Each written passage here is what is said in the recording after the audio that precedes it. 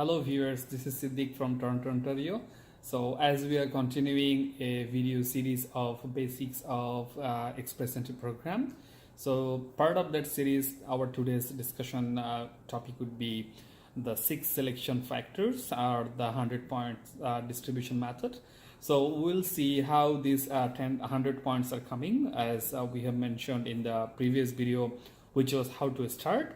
So let's see what the factors involved. So before going into that details breakdown, let me share a screenshot here so that you understand this is really required, because so many times we receive some messages that why I have to meet 67 out of 100. So come on, this is clearly mentioned in the IRCC website that you got to make it. So here is a screenshot, right? Now going forward, so I'm just sharing a summary table with you. So how these 100 points look like. So as you can see, so from language skills you are getting 28, education 25, work experience 15, age 12, arrange employment in Canada 10, and then adaptability, which is consist of so many factors. Then you can get maximum 10 out of the adaptability. Now let's go one by one. So for the language, as you can see here, so you get maximum 24 points for the first official language, and for the second you have another 4. So what is this first and second? Definitely either the first can be English, then the second would be French, or vice versa. So I assume, and this is pretty much like applicable for so many of you and most of you, that we are considering English as our first language for these Express Entry program. Then if some of you are lucky enough or capable enough, then you can go for the French as a second, and you can score another 4 points. So for the 24 points for the first language, as you can see in the image, like, so the minimum level would be CLV 7. If you're getting below CLV 7, then you are not eligible to apply. This is clearly mentioned in IRCC website. Then you can see the points breakdown. So this is how you can find out your personal number, what should be your score. Okay.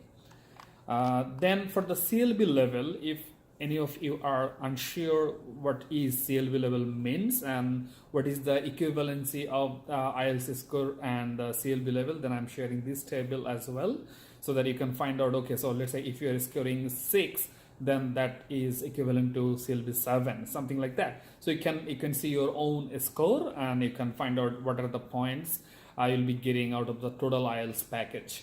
Now I like to request you to see some videos from our channel, like namely IELTS score for Express Entry program. So in that particular video, I have described in more details about the IELTS part only.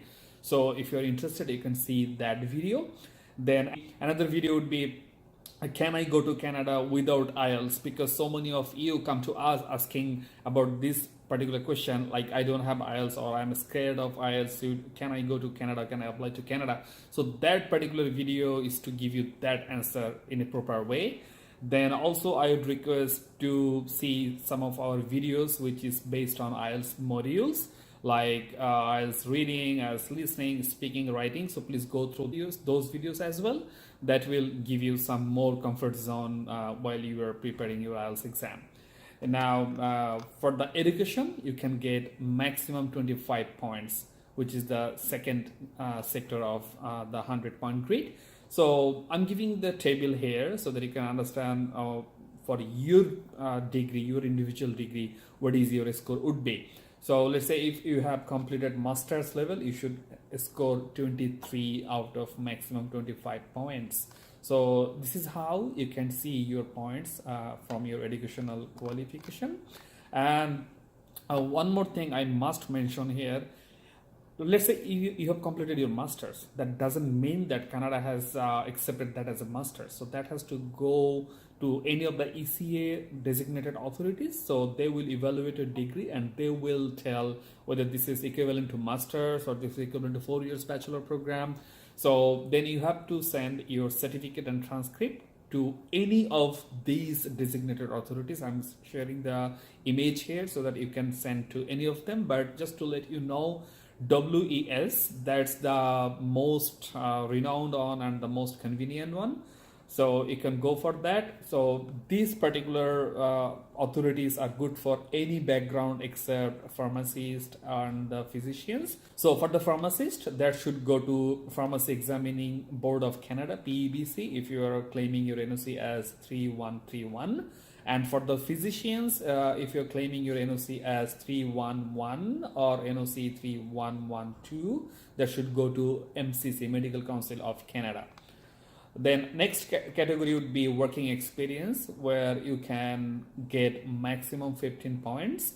So I'm sharing the table here again. So if you have only 1 year of experience, your points would be 9. 2 to 3, the point would be 11. Then 4 to 5, the point would be 13. Then 6 or more, the point would be 15. So, and one more thing I want to make clear here: the experience that we are talking here, that can be anywhere in the world. Can be in Canada, it can be outside of Canada. Okay. So, and also some more important points I want to enlighten here. Number one is the NOC you'll be selecting, that has to be matched with your educational background and your professional background. So select the right NOC before you claim that particular NOC. And if you go to our YouTube channel, there is a full episode on how to select the right NOC. Please go through that video. Definitely that should help you. Then NOC type has to be either 0, A or B, and the total experience that you will be claiming under that particular NOC, at least one of your jobs has to be 12 months continuous period full-time job. So what do I mean by that? Let's say you have total year of experience, you have, let's say, 7 years of total experience. Now out of that 7 years, 5 years is related to your that particular NOC, and in that 5 years maybe you did 4 or 5 jobs, on a different period.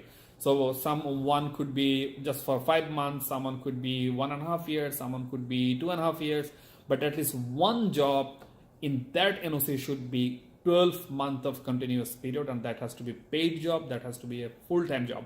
Just please make sure you have that particular job maintaining all these criteria. Regarding the age, you can get maximum 12 points. I'm sharing the age table also here. So as you can see from the table, the best time to apply would be the age of 18 to 35 in this range. Then after 35, for every 1 year it gets 1 points deducted, and at the age of 47 it is totally 0 for the age. Then another category, the next category would be arranged employment in Canada. So for that you can get maximum 10 points, and just to make sure I'm highlighting the points, so how that 10 points could be attained, you have to get a job offer which is at least 1 year from a Canadian employer, has to be a continuous 1 year paid and full-time job offer.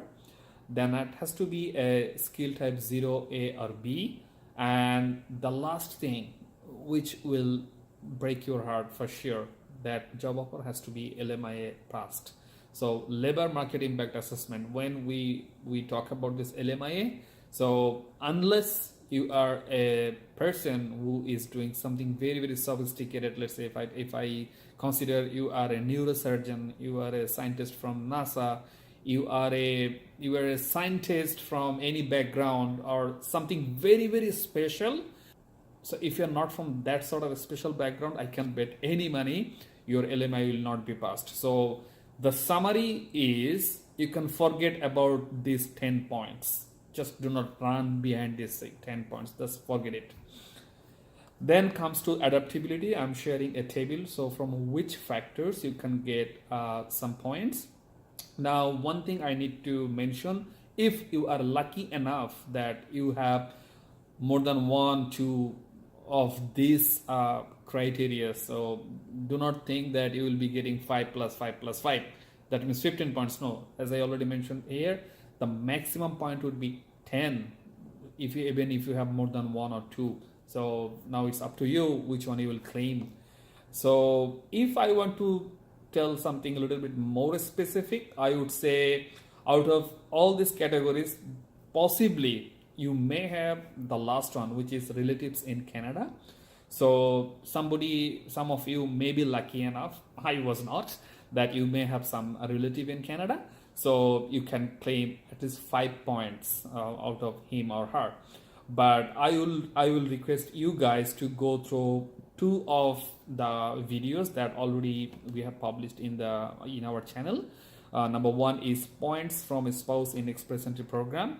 So that particular video will give you all the idea how can you claim some points out of your spouse. If you can, you are lucky enough. You cannot, just forget that points.